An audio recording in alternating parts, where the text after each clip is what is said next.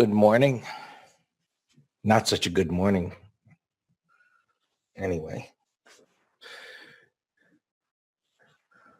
it's kind of unbelievable, ridiculous. Anyway, why?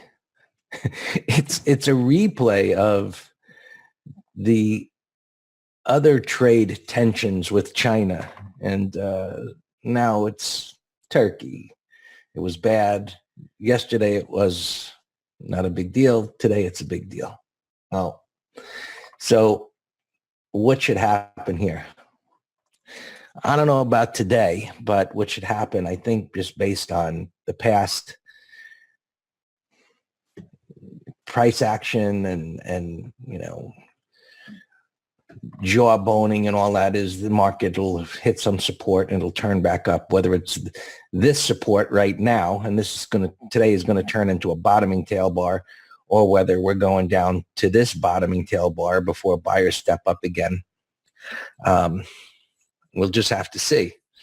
Right now, as you can see, the futures are right down at the bottom of where they turned around. So I guess we're going to have to wait and see here the first few minutes or half hour of trading to see what happens here. Because in a normal condition, just like this green bar suggested it was going to go up, of course, it would have to take out the high, and I anticipated it doing that. And most of the time that works. And today it's not. So now it's moved down. And so now we have to see if it can hold here. I can move this line. And if it can hold. And whether this morning is just a gyration, and if this turns into a bottoming tail bar by the end of the day, for me, that's going to suggest pressing the accelerator a little bit as to the long side. But I don't know that that's going to happen. I have no reason to think it's going to happen at the moment, other than the fact that prices are at support, and we'll read the price action as it unfolds, meaning does it hang here? If it pokes to a new low, not doing anything. A lot of times what futures do, the market does at an opening, when it drops like this, it will rattle around, it'll poke to a new low, maybe it goes a little, and then it turns back up again. If it goes sideways here and hangs out for a half hour or 20 minutes and then starts to drop, well, that's going to suggest it's going lower. We'll read what happens as it happens. The NASDAQ is the same story, and just want a little bit more as to when this started. 5 o'clock in the morning, it was holding. So like something news, I guess, happened. 3 o'clock, that's when Europe opens, I think Germany, and I guess maybe I'd have to look at that chart. Maybe it started dropping, whatever. I almost really don't care. I can see our market dropped, and it's down at support, and some buyers are stepping up right now. We'll see what happens. The Dow, as I would have thought, broke through it. It's down to the other bottoming tail bar from August 2nd. So I imagine that's August 2nd. Yes, it is.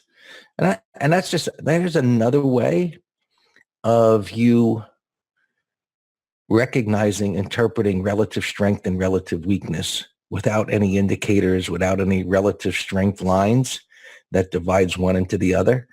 This is just, my common sense approach to reading price action without indicators. If one market is well above a low that was made at the same time, this one is showing relative strength. This one is showing relative weakness. Right? And as mentioned, I think on Monday, and I certainly mentioned it in the advisory letter, was that this breakout failure was the heads up that I didn't want to look at it as a heads up. I just figured because this one was the weaker, it was just weak. But when the S&P and the NASDAQ were actually acting well, so I figured, okay, this will play catch up again, and it hasn't. It's actually been what's led, or an indication of what led the market lower. So now it's holding this secondary low, and there's another one right here. So I think we're initially, well, based on this chart, we're in for more chop, but let's go back to this for a second.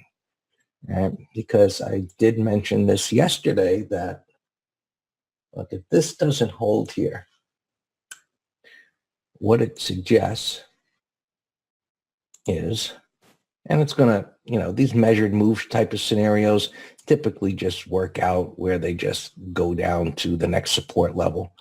But this is a measured move type of setup where you get a pullback into support, you get the reversal, and it fails. And that results in a measured move down to the next support. It just works out that way. The length of these moves, but in any event, even if I didn't mention this about a measured move type of setup, the interpretation would be the same. It didn't hold this support, it's going down to the next support.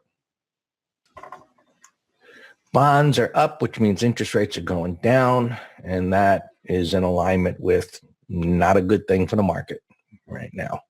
So whether it gets through this high, and if bonds are heading up toward that old high, that's something that should continue to provide some pressure on the market and back down to the next level of support. Crude oil really whippy lately, and all this whip here down, it reversed, that bottoming tail. Remember yesterday, this was a green bar intraday, and then it lost it, and now it's just hanging here. I mean, this is the kind of pattern to print out, put it, copy it into your Microsoft OneNote in a folder that says, stay the hell away from this garbage. It's whipping back and forth like that. Now, intraday traders could trade this, but from a daily time frame, or just an example of what not to trade, this is a good picture of what not to trade. A lot of overlapping bars and tails. And gold just keeps going down. Right? These lines here, because there's some support here, but nobody is really interested in gold. And you can see it's pushed down through the 1200 level now, which would have provided some type of support. I guess it did yesterday a little bit, but just being a big whole number, a lot of times that does provide some support, and it's not doing it today. Whether this next line holds, well, not sure. Let's take a look at the weeklies. It looks more like it should really go down here, and one step at a time.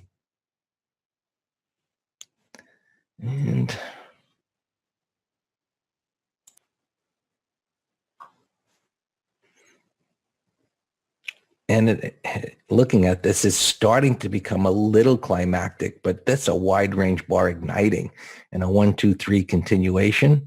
So if this was to continue dropping in a vertical fashion, and so you can see here the angle that it was dropping here, it stabilized.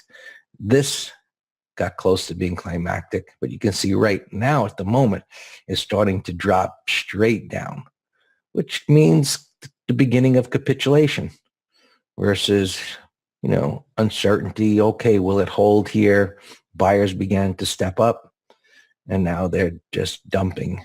So, and when a trend is like this is exactly what you want to see if you are thinking that it's going to end. You want to see that vertical move to the downside and capitulation to indicate close to a bottom.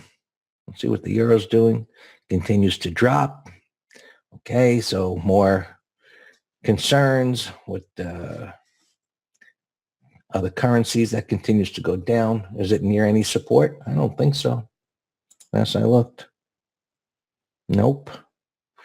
And so the thought that comes to mind is this potentially an indication as to, if this keeps dropping, that we would expect, the U.S. markets to drop? I'm not sure.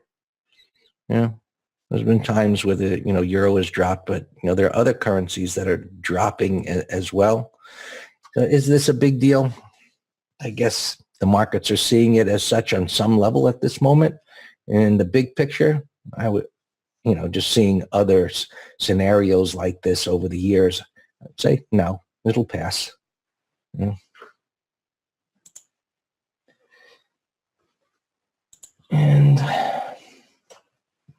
Bitcoin dropped under 6,000 intraday yesterday, and now it's popped back up again. We'll see what it does. And of course, Dan is going to cover what's moving here. 50% gap up, whatever that is. I don't know.